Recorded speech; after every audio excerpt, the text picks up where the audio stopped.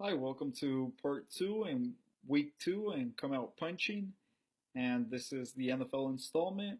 Now, last week I stated that the two very crucial games were, for me, were Minnesota versus Arizona and Buffalo versus Philadelphia. Now, Minnesota lost on the last play of the game. Teddy Bridgewater got sacked. Arizona wins the game 23-20. Call it a night. However, that game, Minnesota had the chance to tie the game with the field goal. They were at the 23-yard line, if I recall, and they could have kicked the field goal, tie the game, go to overtime, see what happens in overtime. Now, for some reason, Greg Zimmer, the Vikings head coach, decides to kind of go for it and try to win the game, perhaps on a 15, 20-yard bomb from Bridgewater. That didn't happen. Tables turned. Arizona wins the game. Minnesota falls to 8-5. Arizona is standing strong in second place in the NFC at 11-2. Now, with Minnesota losing, bringing the record to 8-5. Now they sit as the sixth seed in the NFC.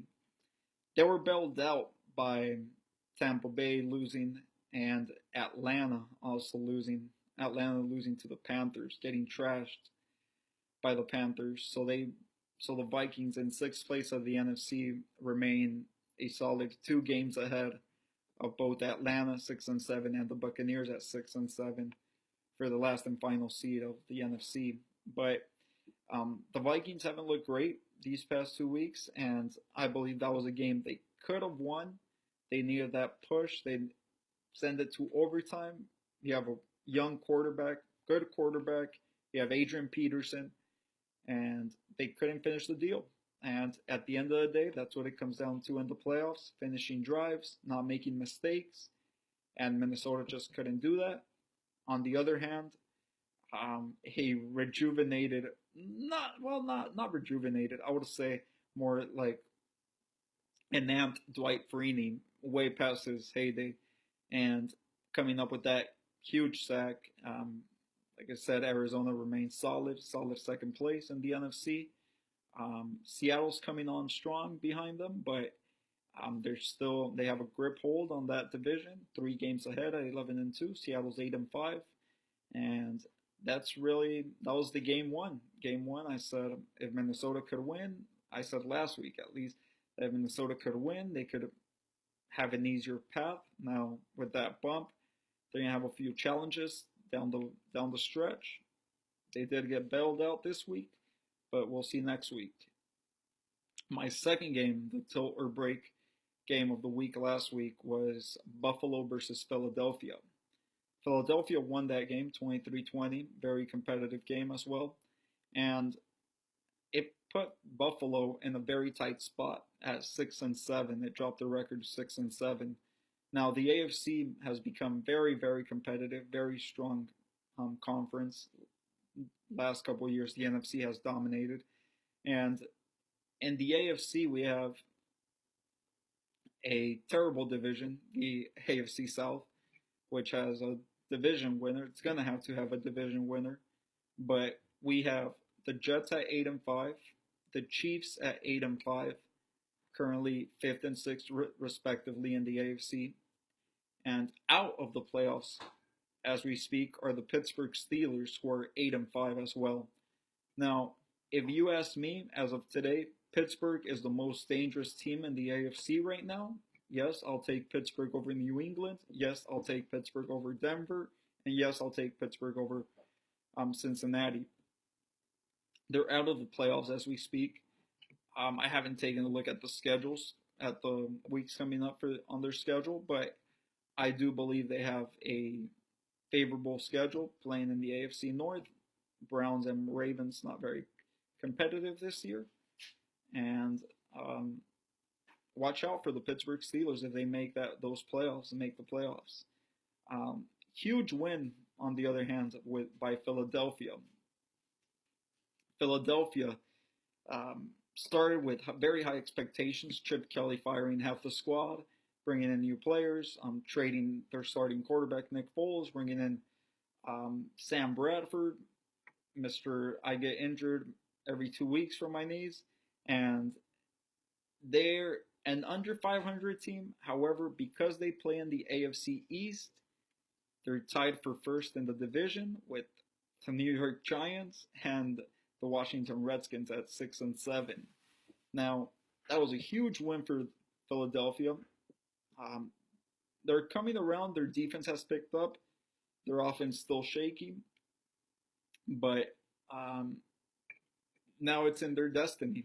If they can win the next 3 games, they're gonna make the playoffs in the NFC East, and we'll see from there. Once you make the playoffs, 6 seeds do tend to go far in the playoffs, surprisingly.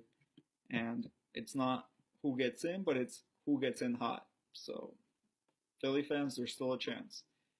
And now to the other topics that happened in the NFL this week.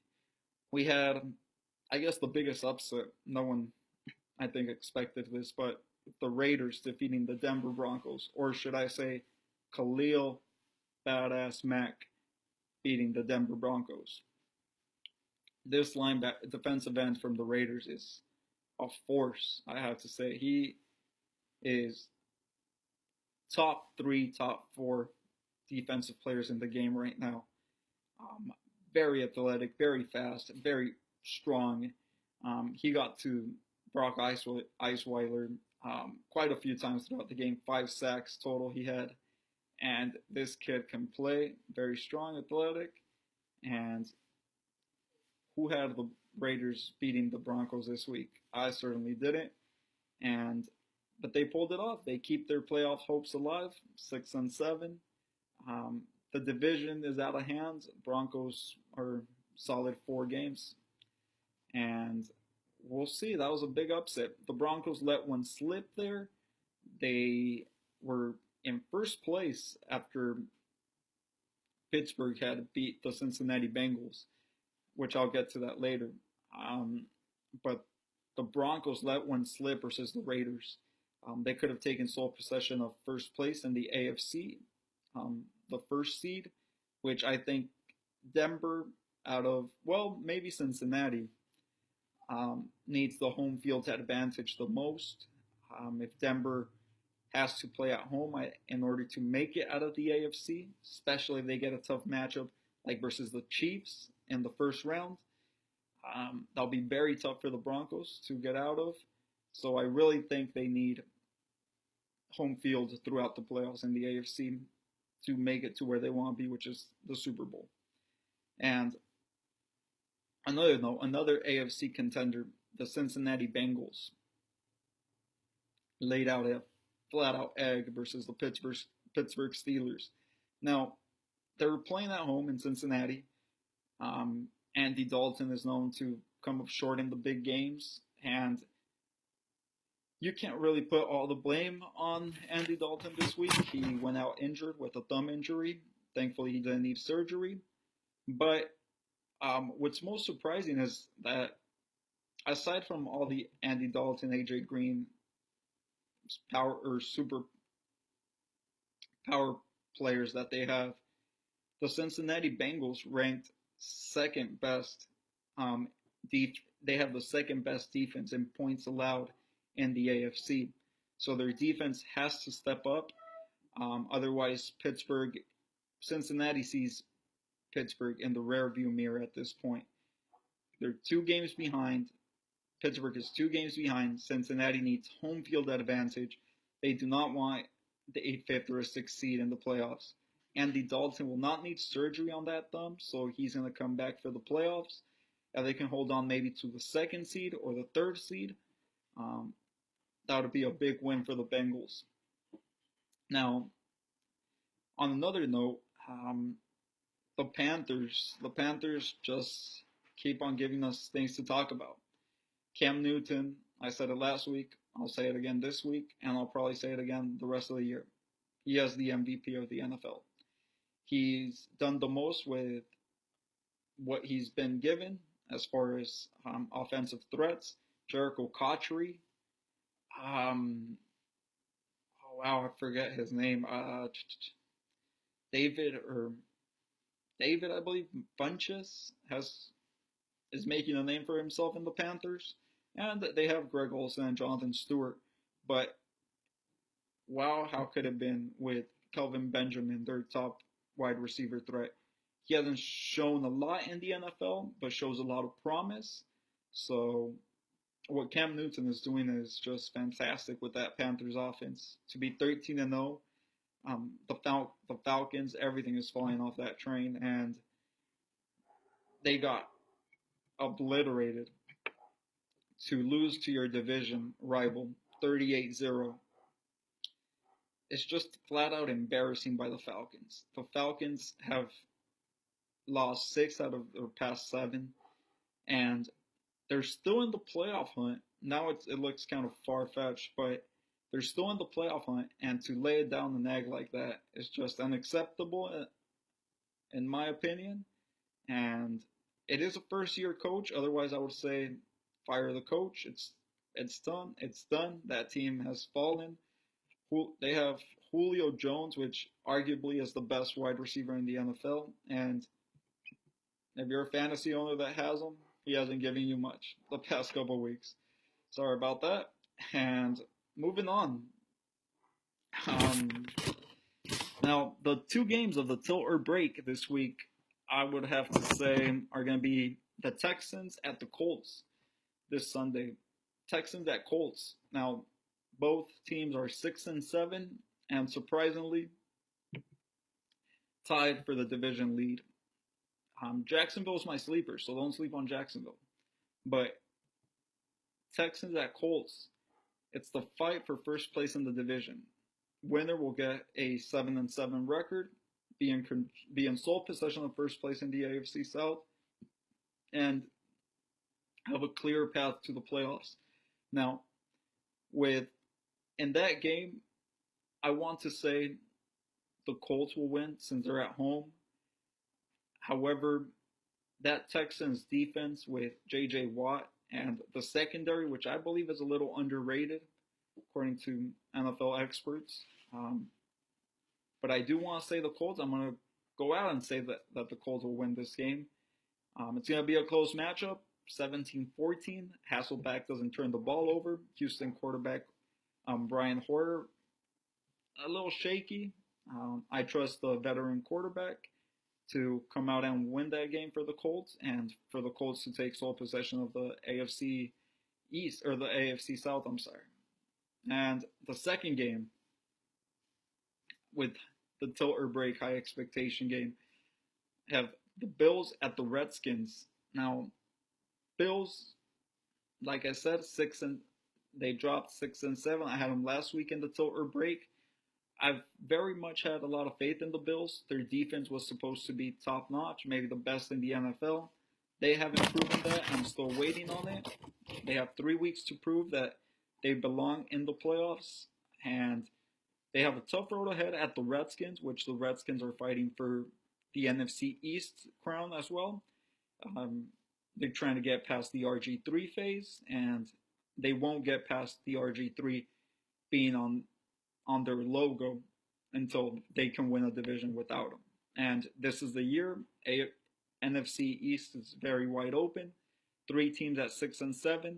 Cowboys are out of it. Sorry, Cowboys fans. But I do have the Redskins winning that game versus the Bills.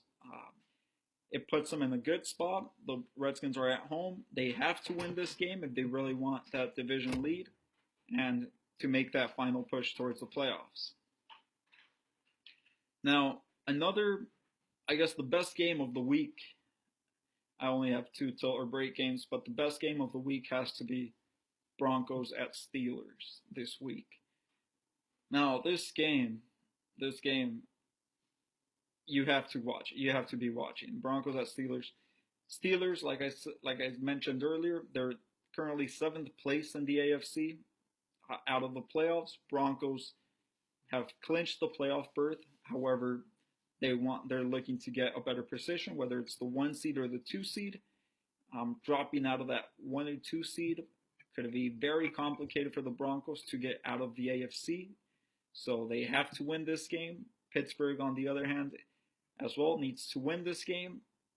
put a little more pressure on Cincinnati and make that final playoff push. And we'll see how those games go. They're going to be very competitive. I have the Pittsburgh Steelers winning, and we'll see how it goes. A lot of offense from both teams. And to wrap this up, this second part of the installment, I'm giving a shout out to a city per state, and this week I'm picking the state of Oregon, and a shout out to Eugene, Oregon. Now, Eugene, Oregon. Fun fact about Eugene, Oregon. Eugene was the first city to have one-way streets, so we thank you for causing a bunch of confusion for tourists nationwide and worldwide with your one-way streets. And for that, we thank you, Eugene. Shout out. And with that being said, we wrap this up and see you guys next week. Peace.